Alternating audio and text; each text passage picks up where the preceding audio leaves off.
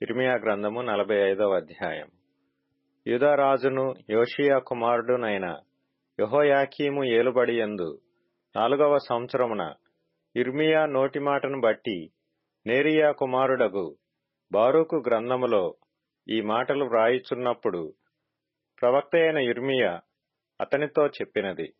బారూకు, ఇశ్రాయేలు దేవుడైన యెహోవా నిన్ను గూర్చి ఇలాగు సెలవిచ్చుచున్నాడు.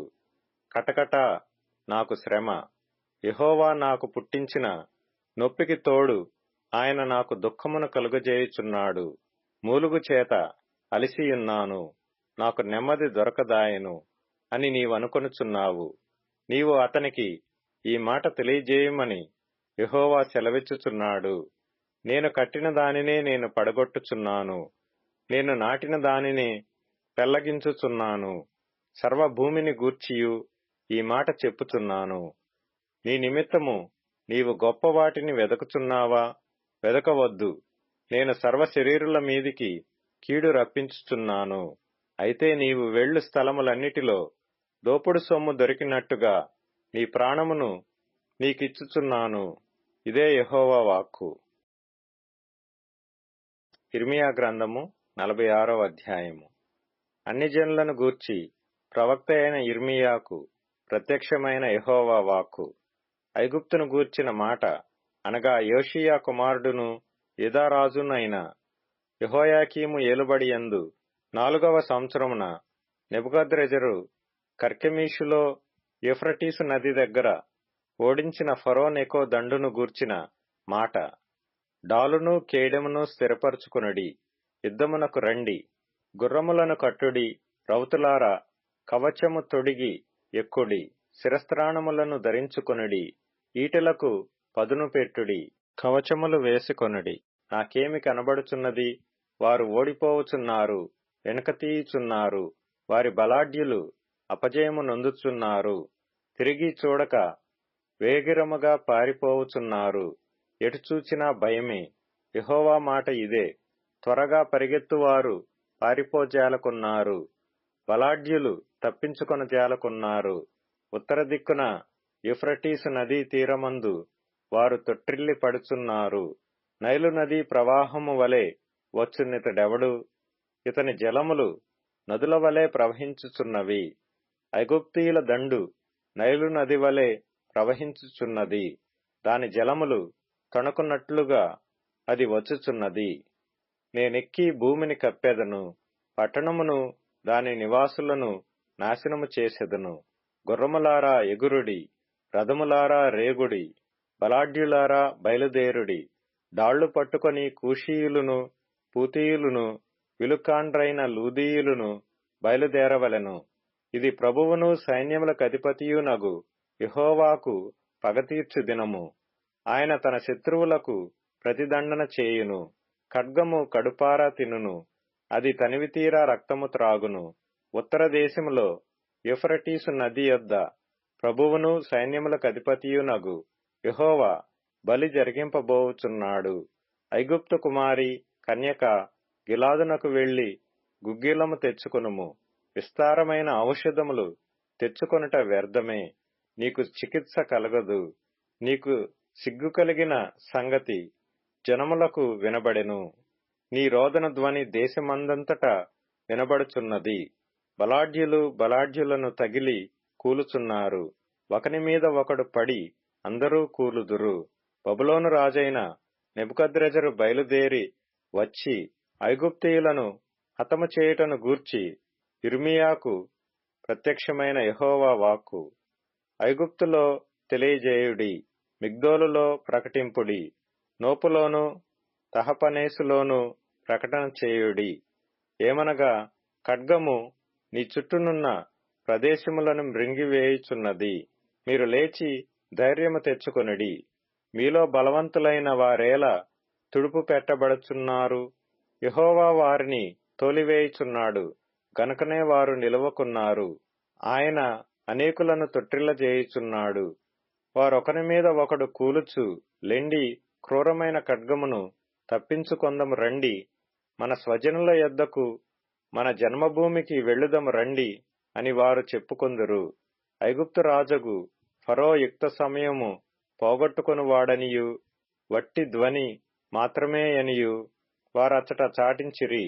పర్వతములలో తాబోరు ఎట్టిదో, సముద్ర ప్రాంతములలో కర్మెలు ఎట్టిదో, నా జీవము తోడు అతడు అట్టివాడై వచ్చును. రాజును సైన్యములకు అధిపతియునగు యెహోవా వాక్కు ఇదే. ఐగుప్తు నివాసులారా, నోపు పాడైపోవును, అది నిర్జనమై కాల్చబడును. ప్రయాణమునకు కావలసిన వాటిని సిద్ధపరచుకొనుడి.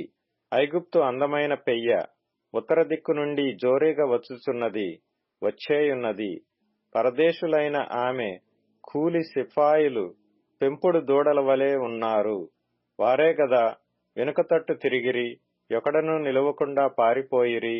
వారికి ఆపద్దినము వచ్చియున్నది, శిక్షాదినము వారికాసన్నమాయెను. శత్రువులు దండెత్తి వచ్చుచున్నారు, మ్రానులు నరుకు వారి వలె గొడ్డండ్లు పట్టుకొని దాని మీదికి వచ్చుచున్నారు. ఆలకించుడి, ఆమె ధ్వని ప్రాకిపోవు పాము చప్పుడు వలె వినబడుచున్నది. యెహోవా వాక్కు ఇదే.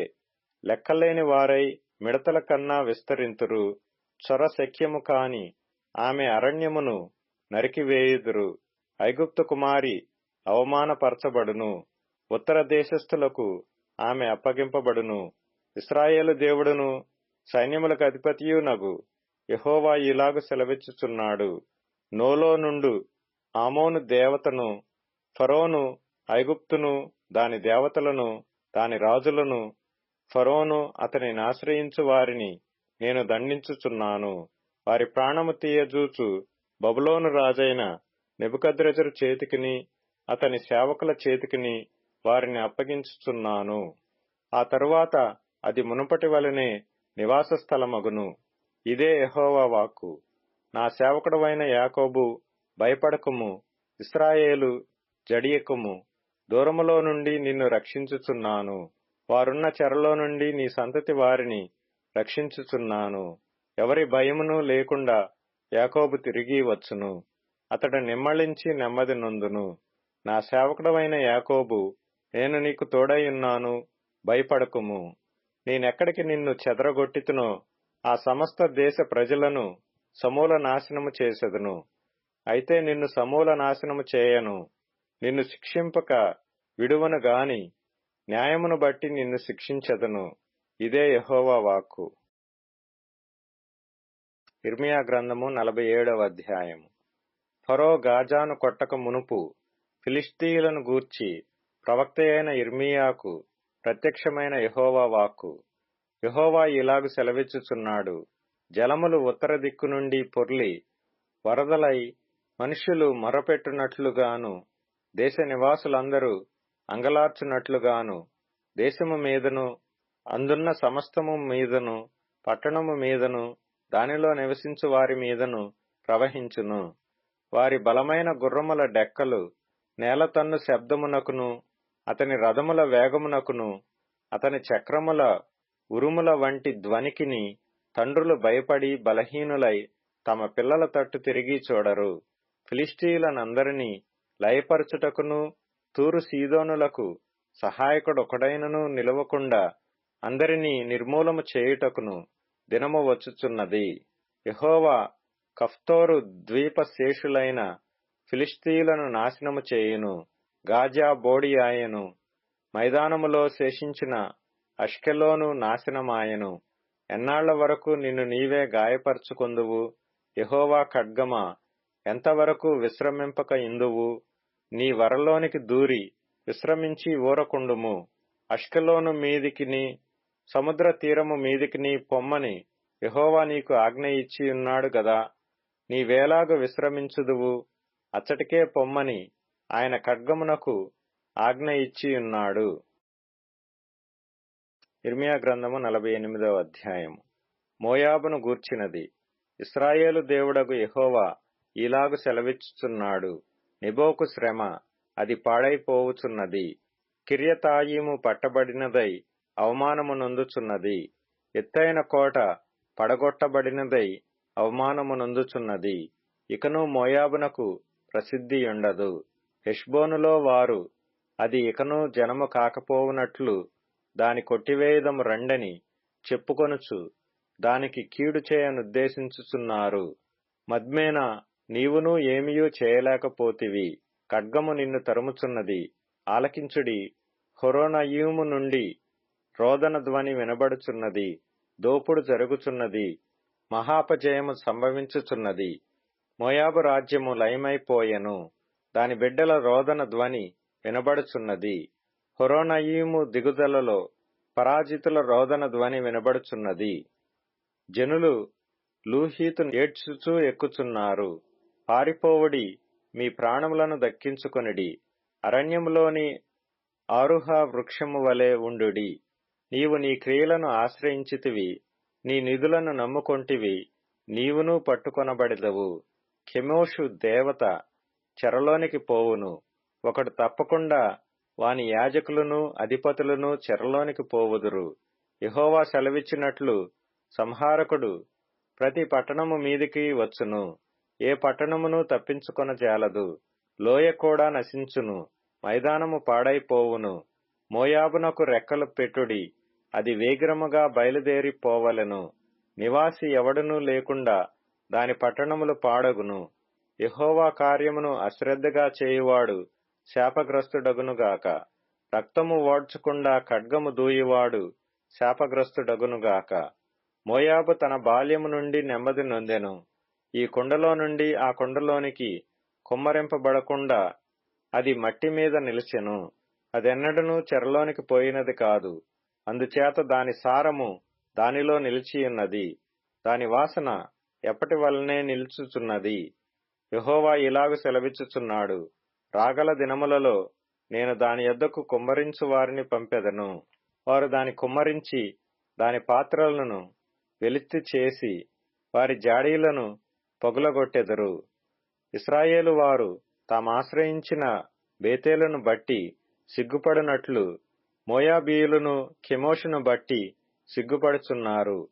మేము బలాఢ్యులమనియు యుద్ధశూరులమనియు మీరెట్లు చెప్పుకొందురు? మోయాబు పాడైపోవుచున్నది. శత్రువులు దాని పట్టణములలో చొరబడుచున్నారు. వారి యవ్వనులలో శ్రేష్ఠులు వదకుపోవుచున్నారు. సైన్యములకు అధిపతియగు యెహోవా అను పేరుగల రాజు సెలవిచ్చిన మాట ఇదే. మోయాబునకు సమూల నాశనము సమీపించుచున్నది. దానికి సంభవించు దుఃఖము త్వరపడి వచ్చుచున్నది. దాని చుట్టూనున్న మీరందరూ దానిని గూర్చి అంగలార్చుడి. దాని కీర్తన గూర్చి వినని వారలారా అంగలార్చుడి. బలమైన రాజదండము, ప్రభావము గల రాజదండము విరిగిపోయినేయని చెప్పుకొనుడి. దేబోనులో ఆసీనురాలై ఇండుదానా, మోయాబును పాడు చేసిన వాడు నీ మీదికి వచ్చుచున్నాడు. నీ కోటలను నశింపజేయుచున్నాడు. నీ గొప్పతనము విడిచి దిగిరమ్ము. ఎండిన దేశములో కూర్చుండుము. అరోయేరు నివాసి, త్రోవలో నిలిచి కనిపెట్టుము. పారిపోవుచున్న వారి యొద్ద విచారించుము. తప్పించుకొని పోవుచున్న వారిని అడుగుము. ఏమి జరిగినదో వారి వలన తెలుసుకొనుము. మోయాబు పడగొట్టబడినదై అవమానము నొందియున్నది. గోల ఎత్తి కేకలు వేయుము. మోయాబు అపజయము నొందెను. అర్నోనులో ఈ సంగతి తెలియజెప్పుడి. మైదానములోని దేశమునకు శిక్ష విధింపబడియున్నది. హోలోనునకును యహసునకును మేఫాతునకును దీబోనుకును నెబోకును బేత్ దిబ్లాతయీమునకును కిర్యతాయీమునకును బేత్గామూలునకును బెత్మెయోనునకును కెరీయోతునకును బొస్రాకును దూరమైనట్టియు సమీపమైనట్టియు మోయాబు దేశ పురములన్నిటికిని శిక్ష విధింపబడియున్నది. మోయాబు శృంగము నరికివేయబడియున్నది. దాని బాహువు విరువబడియున్నది. యెహోవా వాక్కు ఇదే. మోయాబు యెహోవాకు విరోధముగా తన్ను తాను గొప్ప చేసుకొనెను. దాని మత్తిల్ల జేయుడి. మోయాబు తన పమనములో పొర్లుచున్నది. అది అపహాస్యము నొందును. ఇశ్రాయేలును నీవు అపహాస్యాస్పదముగా ఎంచలేదా?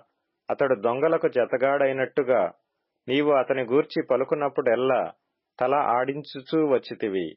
మోయాబు నివాసులారా, పట్టణములు విడువుడి. కొండపేటు సందులలో గూడు కట్టుకొను గువ్వల వలె కొండలో కాపురముండుడి. మోయాబీయుల గర్వమును గూర్చి వింటిమి. వారు బహు గర్వపోతులు. వారి అతిశయమును గూర్చియు గర్వమును గూర్చియు అహంకారమును గూర్చియు పొగరును గూర్చియు మాకు సమాచారము వచ్చెను. వారి తామసమును వచించరాని వారి ప్రగల్భములను నాకు తెలిసేయున్నవి. చేయదగని క్రియలు వారు బహుగా చేయుచున్నారు. ఇదే యెహోవా వాక్కు. కాబట్టి మోయాబు నిమిత్తము నేను అంగలార్చుచున్నాను. మోయాబు అంతటినీ చూచి కేకలు వేయుచున్నాను. వారు కీర్హరెసు జనులు లేకపోయిరని మొరపెట్టుచున్నారు. సిబ్మా ద్రాక్షావల్లి యాజరుని గూర్చిన ఏడ్పును మించునట్లు నేను నిన్ను గూర్చి ఏడ్చుచున్నాను. నీ తీగలు ఈ సముద్రమును దాటి వ్యాపించెను. అవి యాజరు సముద్రము వరకు వ్యాపించెను. నీ వేసవికాల ఫలముల మీదను ద్రాక్షగెలల మీదను పాడుచేయువాడు పడెను. ఫలభరితమైన పొలములో నుండియు మోయాబు దేశములో నుండియు ఆనందమును సంతోషమును తొలగిపోయెను. ద్రాక్ష గానుగులలో ద్రాక్షారసమును లేకుండా చేయుచున్నాను. జనులు సంతోషించుచు త్రొక్కరు. సంతోషము నిస్సంతోషమాయెను. నిమ్రీములో నీళ్లు సహితము ఎండిపోయెను. హెష్బోను మొదలుకొని ఏలాలే వరకును, యహసు వరకును, సోయరు మొదలుకొని హొరోనయ్యూము వరకును, ఎగ్లాత్ షాలీషా వరకును జనులు కేకలు వేయుచున్నారు. ఉన్నత స్థలమున బలులు అర్పించు వారిని, దేవతలకు ధూపము వేయు వారిని మోయాబులో లేకుండా చేసెను. ఇదే యెహోవా వాక్కు. వారు సంపాదించిన దానిలో శేషించినది నశించిపోయెను. మోయాబును గూర్చి నా గుండె పిల్లన గ్రోవి వలె నాదము చేయుచున్నది. కిర్హరెసు వారిని గూర్చి నా గుండె పిల్లన గ్రోవి వలె వాగుచున్నది. నిశ్చయముగా ప్రతి తల బోడియాయెను, ప్రతి గడ్డము గొరిగింపబడెను. చేతులన్నిటి మీద నరుకులును, నడుముల మీద గోనెపట్టయునున్నవి. మోయాబు ఇంటి పైకప్పులన్నిటి మీదను దాని వీధులలోను అంగలార్పు వినబడుచున్నది. ఒకడు పనికిమాలిన ఘటమును పగులగొట్టునట్లు నేను మోయాబును పగులగొట్టుచున్నాను. ఇదే యెహోవా వాక్కు. అంగలార్చుడి, మోయాబు సమూల ధ్వంసమాయెను. మోయాబు, నీవు వెనుకకు తిరిగితివే, సిగ్గుపడుము. మోయాబు తన చుట్టూనున్న వారికందరికీ అపహాస్యాస్పదముగాను భయకారణముగాను ఉండును. యెహోవా సెలవిచ్చినదేమనగా, పక్షిరాజు ఎగురునట్లు ఎగిరి అది మోయాబు మీద తన రెక్కలను చాపుచున్నది. కోటలు పడగొట్టబడియున్నవి, దుర్గములు పట్టబడియున్నవి. ఆ దినమున మోయాబు శూరుల హృదయము ప్రసవించు స్త్రీ హృదయము వలె ఉండును. మోయాబు యెహోవా కంటే గొప్పవాడనని అతిశయపడగా అది జనము కాకుండా నిర్మూలమాయెను. మోయాబు నివాసి, భయమును గుంటయు ఉరియు నీ మీదికి వచ్చియున్నవి. ఇదే యెహోవా వాక్కు. భయము తప్పించుకొనుటకై పారిపోవు వారు గుంటలో పడుదురు. గుంటలో నుండి తప్పించుకొనువారు ఉరిలో చిక్కుకొందురు. మోయాబు మీదికి విమర్శ సంవత్సరమును నేను రప్పించుచున్నాను. ఇదే యెహోవా వాక్కు. దేశ పరిత్యాగులగు వారు బలహీనులై హెష్బోను నీడలో నిలిచియున్నారు. హెష్బోనులో నుండి అగ్నియు, సీహోను మధ్య నుండి జ్వాలలను బయలుదేరి మోయాబు శిరస్సును, సందడి చేయు వారి నడినెత్తిని కాల్చివేయుచున్నవి. మోయాబు, నీకు శ్రమ. కెమోషు జనులు నశించియున్నారు. నీ కుమారులు చెరపట్టబడిరి. చెరపట్టబడిన వారిలో నీ కుమార్తెలున్నారు. అయితే అంత్యదినములలో చెరపట్టబడిన మోయాబు వారిని నేను తిరిగి రప్పించెదను. ఇదే యెహోవా వాక్కు. ఇంతటితో మోయాబును గూర్చిన శిక్షావిధి ముగిసెను. ఇర్మియా గ్రంథము 49వ అధ్యాయము. అమ్మోనీయులను గూర్చి యెహోవా ఇలాగు సెలవిచ్చుచున్నాడు. ఇశ్రాయేలునకు కుమారులు లేరా? అతనికి వారసుడు లేకపోయినా మల్కోము గాదును ఎందుకు స్వతంత్రించుకొనును? అతని ప్రజలు దాని పట్టణములలో ఎందుకు నివసింతురు? కాగా యెహోవా ఇలాగు సెలవిచ్చుచున్నాడు. రాగల దినములలో నేను అమ్మోనీయుల పట్టణమగు రబ్బా మీదికి వచ్చు యుద్ధము యొక్క ధ్వని వినబడజేసెదను. అది పాడుదెబ్బయగును. దాని ఉపపురములు అగ్నిచేత కాల్చబడును. దాని వారసులకు ఇశ్రాయేలీయులు వారసులగుదురని యెహోవా సెలవిచ్చుచున్నాడు. హెష్బోను, అంగలార్చుము. హాయి పాడాయను, మల్కోమును అతని యాజకులను అతని అధిపతులను చెరలోనికి పోవుచున్నారు. రబ్బా నివాసినులారా, కేకలు వేయుడి, గోనెపట్ట కట్టుకొనుడి, మీరు అంగలార్చి కంచెలలో ఇటు అటు తిరుగుడి. విశ్వాసఘాతకులారా, నా యొద్దకు ఎవడనూ రాలేడని నీ ధనమునే ఆశ్రయముగా చేసుకొన్నదానా, నీ లోయలో జలములు ప్రవహించుచున్నవని నీవేళ నీ లోయలను గూర్చి అతిశయించుచున్నావు? ప్రభువును సైన్యములకధిపతియునగు యెహోవా ఇలాగు సెలవిచ్చుచున్నాడు, నేను నీ చుట్టూనున్న వారందరి వలన నీకు భయము పుట్టించుచున్నాను. మీరందరూ శత్రువునికెదురుగా తరుమబడుదురు. పారిపోవు వారిని సమకూర్చువాడొకడునూ లేకపోవును. అటు తరువాత చెరలోనున్న అమ్మోనీయులను నేను రప్పించెదను. ఇదే యెహోవా వాక్కు. సైన్యములకధిపతియగు యెహోవా ఎదోమును గూర్చి ఇలాగు సెలవిచ్చుచున్నాడు, తేమానులో జ్ఞానమిక నేమియూ లేదా? వివేకులకు ఇక ఆలోచన లేకపోయినా వారి జ్ఞానము వ్యర్థమాయనా? ఏశావును విమర్శించుచు నేనతనికి కష్టకాలము రప్పించుచున్నాను. దదానీయులారా, పారిపోవుడి, వెనుకకు మళ్ళుడి, బహులోతున దాగుకొనుడి. ద్రాక్షపండ్లు ఏరువారు నీ యొద్దకు వచ్చిన ఎడల వారు పరిగెలను విడువరా? రాత్రి దొంగలు వచ్చిన ఎడల తమకు చాలునంత దొరకు వరకు నష్టము చేయుదురు గదా. నేను ఏశావును దిగంబరినిగా చేయుచున్నాను. అతడు దాగియుండకుండునట్లు నేనతని మరుగు స్థలమును బయలుపరచుచున్నాను. అతని సంతానమును, అతని స్వజాతి వారును, అతని పొరుగువారును నాశనమగుచున్నారు. అతడునూ లేకపోవును. అనాథులగు నీ పిల్లలను విడువుము, నేను వారిని సంరక్షించెదను. నీ విధవరాండ్రు నన్ను ఆశ్రయింపవలెను. యెహోవా ఇలాగు సెలవిచ్చుచున్నాడు, న్యాయము చేత ఆ పాత్రలోనిది త్రాగను రాని వారు నిశ్చయముగా దానిలోనిది త్రాగుచున్నారే. నీవు మాత్రము బొత్తిగా శిక్ష నొందకపోవుదువా? శిక్ష తప్పించుకొనక నీవు నిశ్చయముగా త్రాగుదువు.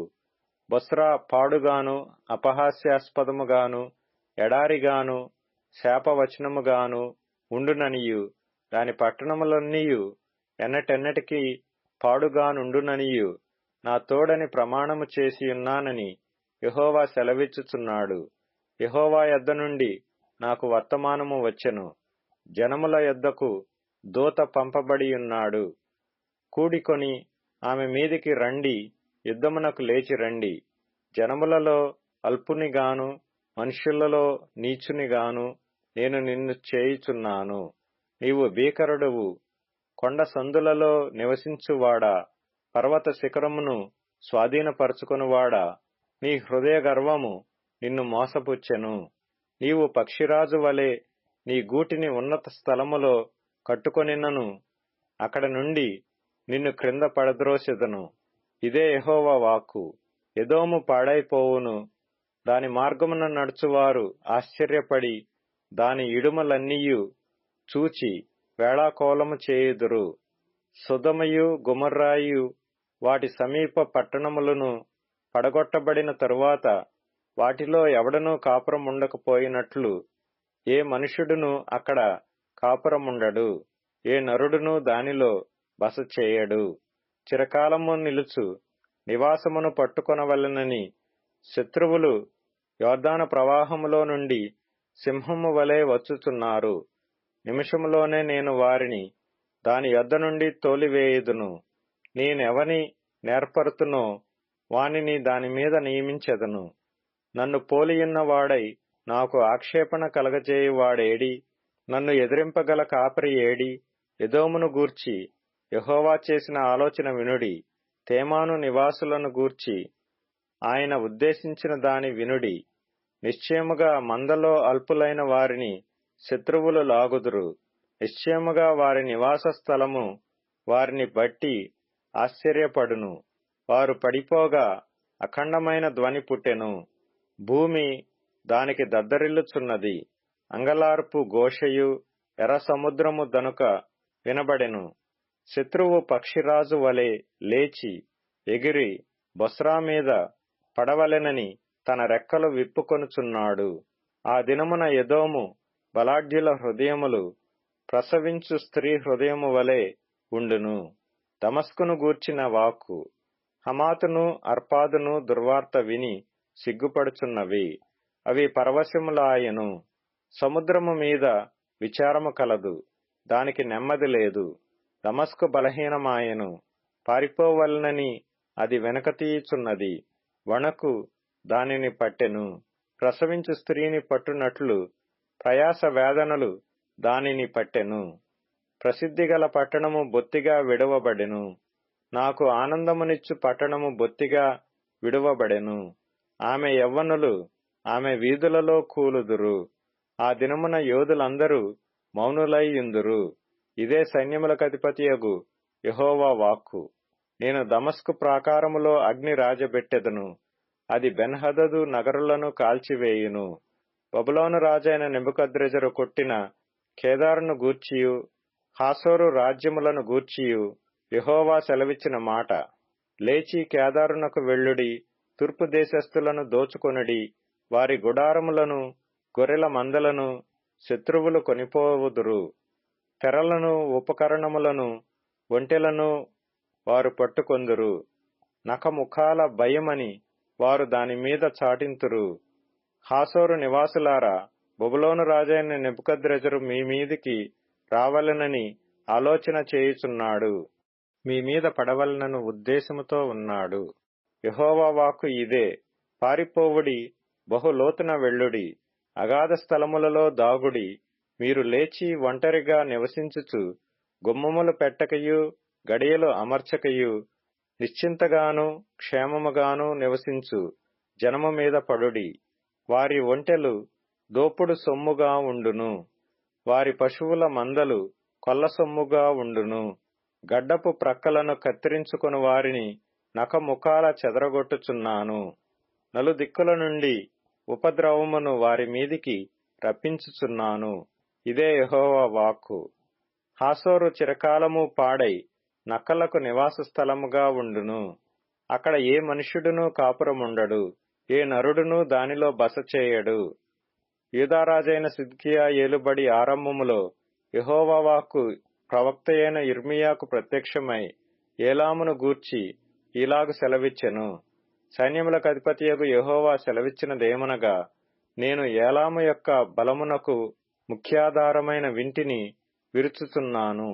నలుదిశల నుండి 4 వాయువులను ఏలాము మీదికి రప్పించి నలుదిక్కుల నుండి వచ్చు వాయువుల వెంట వారిని చెదరగొట్టుదును.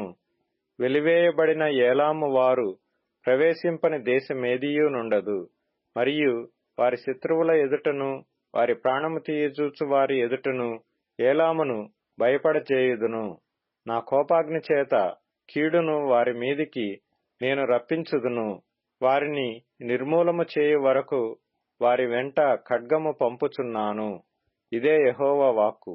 నా సింహాసనమును అచ్చటనే స్థాపించి ఏలాములో నుండి రాజును అధిపతులను నాశనము చేయుదును. ఇదే యెహోవా వాక్కు. అయితే కాలాంతరమున చెరపట్టబడిన ఏలాము వారిని నేను మరలా రప్పించెదను. ఇదే యెహోవా వాక్కు. సామెతల గ్రంథం 4వ అధ్యాయము.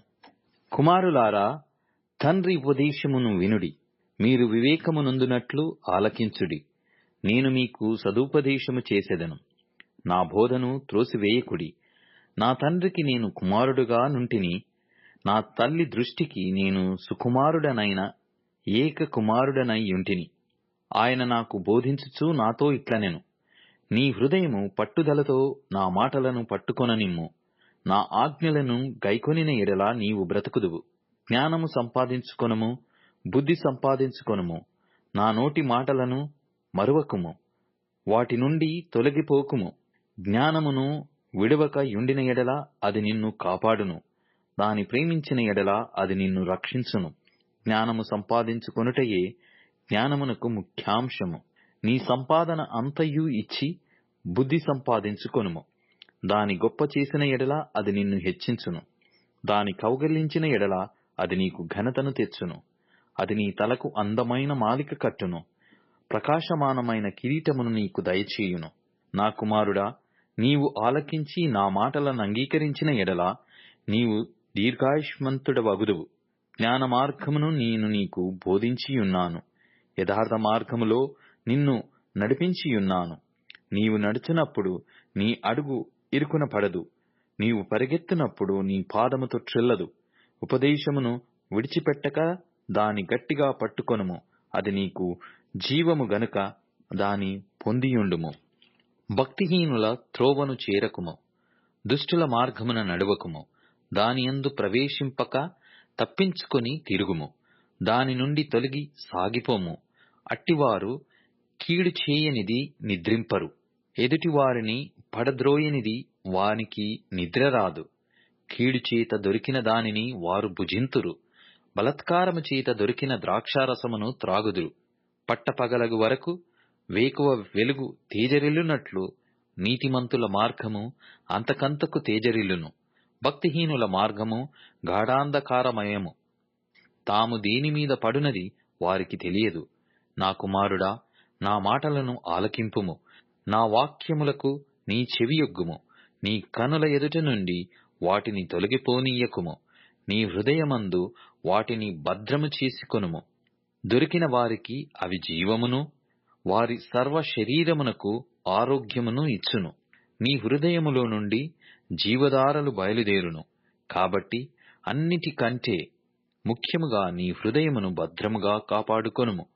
మూర్ఖపు మాటలు నోటికి రానీయకుము, పెదవుల నుండి కుటిలమైన మాటలు రానీయకుము. నీ కన్నులు ఇటు అటు చూడక సరిగాను, నీ కన్నురెప్పలు నీ ముందర సూటిగాను చూడవలెను. నీవు నడుచు మార్గమును సరళము చేయుము, అప్పుడు నీ మార్గములన్నీయు స్థిరములగును.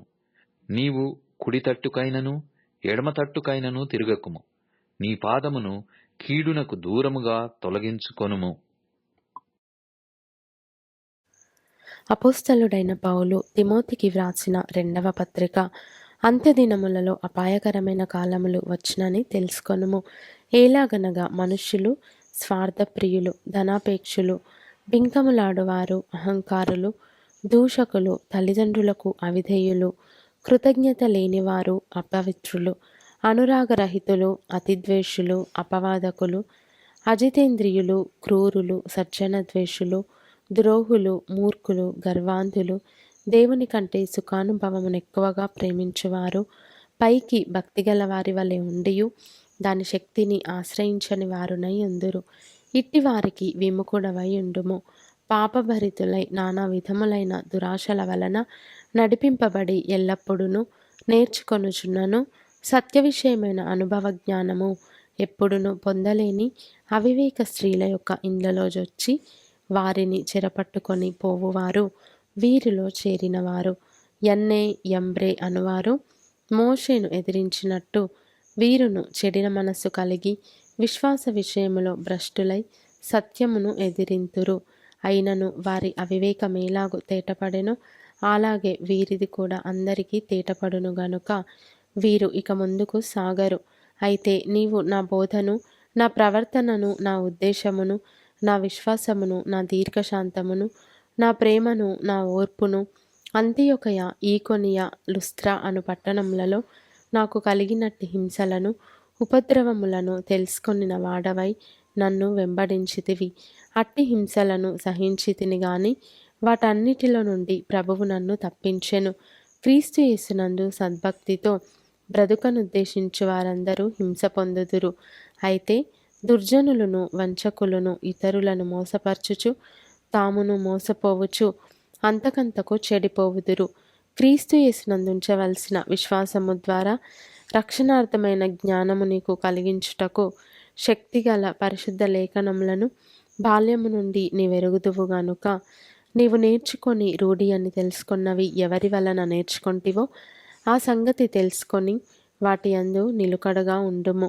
దైవజనుడు సన్నద్ధుడై ప్రతి సత్కార్యమునకు పూర్ణముగా సిద్ధపడి ఉండునట్లు దైవావేశము వలన కలిగిన ప్రతి లేఖనము ఉపదేశించుటకును, ఖండించుటకును, తప్పుదిద్దుటకును, నీతి యందు శిక్ష చేయుటకును ప్రయోజనకరమై ఉన్నది. అపోస్తలుడైన పౌలు తిమోతికి వ్రాసిన 2వ పత్రిక 4వ అధ్యాయము. దేవుని ఎదుటను సజీవులకును మృతులకును తీర్పు తీర్చు క్రీస్తు యేసు ఎదుటను ఆయన ప్రత్యక్షతతోడు ఆయన రాజ్యముతోడు నేను ఆనబెట్టి చెప్పునదేమనగా, వాక్యమును ప్రకటించుము, సమయమందును అసమయమందును ప్రయాసపడుము, సంపూర్ణమైన దీర్ఘశాంతముతో ఉపదేశించుచు ఖండించుము, గద్దించుము, బుద్ధి చెప్పుము. ఎందుకనగా జనులు హితబోధను సహింపక దురదశవులు గలవారై తమ స్వకీయ దురాశలకు అనుకూలమైన బోధలకును తమ కొరకు పోగు చేసుకొని సత్యమునకు చెవినీయక కల్పనా కథల వైపునకు తిరుగు కాలము వచ్చును. అయితే నీవు అన్ని విషయములలో మితముగా ఉండుము, శ్రమపడుము, సువార్తికుని పనిచేయుము, నీ పరిచర్యను సంపూర్ణముగా జరిగించుము. నేనిప్పుడే పానార్పణముగా పోయబడుచున్నాను, నేను వెడలిపోవు కాలము సమీపమై ఉన్నది. మంచి పోరాటము పోరాడి తిని, నా పరుగు కడముట్టించి తిని, విశ్వాసము కాపాడుకొంటిని. ఇక మీదట నా కొరకు నీతి కిరీటం ఉంచబడి ఉన్నది. ఆ దినమందు నీతిగల న్యాయాధిపతి అయిన ప్రభువు అది నాకు మాత్రమే కాకుండా తన ప్రత్యక్షతను అపేక్షించు వారికందరికీ అనుగ్రహించును. నా యొద్దకు త్వరగా వచ్చుటకు ప్రయత్నము చేయుము. దేమ ఇహలోకమును స్నేహించి నన్ను విడిచి తెస్సలోనికకు వెళ్ళెను. క్రేస్కే గలతీయకును తీతు దల్మతీయకును వెళ్ళిరి. లూకా మాత్రమే నా యొద్ద ఉన్నాడు. మార్కును వెంటబెట్టుకొని రమ్ము. అతడు పరిచారము నిమిత్తము నాకు ప్రయోజనకరమైన వాడు. తుకికును ఎఫెసునకు పంపితిని. నీవు వచ్చినప్పుడు నేను త్రోయలో కర్పునొద్ద ఉంచి వచ్చిన అంగీని, పుస్తకములను, ముఖ్యముగా చర్మపు కాగితములను తీసుకొని రమ్ము. అలెక్సంద్రు అను కంచరివాడు నాకు చాలా కీడు చేసెను. అతని క్రియల చొప్పున ప్రభువు అతనికి ప్రతిఫలమిచ్చును. అతని విషయమై నీవును జాగ్రత్తగా ఉండుము. అతడు మా మాటలను బహుగా ఎదిరించెను. నేను మొదట సమాధానము చెప్పినప్పుడు ఎవడును నా పక్షముగా నిలవలేదు. అందరూ నన్ను విడిచిపోయిరి. ఇది వారికి నేరముగా ఎంచబడకుండునుగాక. అయితే నా ద్వారా సువార్త పూర్ణముగా ప్రకటింపబడు నిమిత్తమును అన్యజనులందరూ దాని విను నిమిత్తమును ప్రభువు నా ప్రక్క నిలిచి నన్ను బలపరచెను గనుక నేను సింహము నోట నుండి తప్పింపబడి తిని. ప్రభువు ప్రతి దుష్కార్యము నుండి నన్ను తప్పించి తన పరలోక రాజ్యమునకు చేరునట్లు నన్ను రక్షించును. యుగయుగములు ఆయనకు మహిమ కలుగునుగాక. ఆమెన్. ప్రిస్కకును అకులకును ఒనేసిఫోరు ఇంటివారికిని నా వందనములు. ఎరస్తు కొరింథులో చనిపోయెను. త్రోఫిము రోగి అయినందున అతని మిలేతులో విడిచి వచ్చి తిని. శీతకాలము రాకమునుపు నీవు వచ్చుటకు ప్రయత్నము చేయుము. యుబూలు, పుదే, లిను, క్లౌదియయు సహోదరులందరూ నీకు వందనములు చెప్పుచున్నారు. ప్రభువు నీ ఆత్మకు తోడయుండునుగాక. కృప మీకు తోడయుండునుగాక.